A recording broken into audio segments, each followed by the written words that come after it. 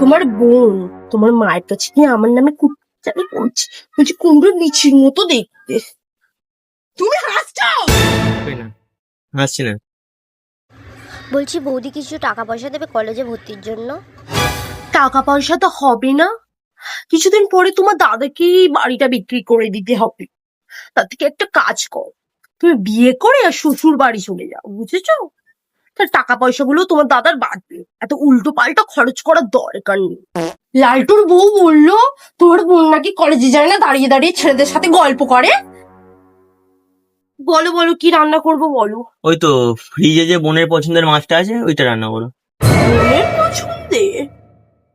তোমার বোন বলেছে পাশের বাড়ির বৌদিকে আমাকে নাকি হনুমানের পোদের মতো দেখতে।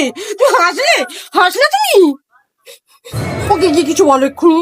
আচ্ছা, মা, বলছি মেয়েটা তো কম ধারি হলো না, তাড়াতাড়ি বিয়েটা দিয়ে আর আপদটাকে বিদায় করুন না। কি মাখছো? এই তো ফেসপে মাখছি বৌদি। যতই মাখো না কেন, ল্যাংচার পোদই থাক।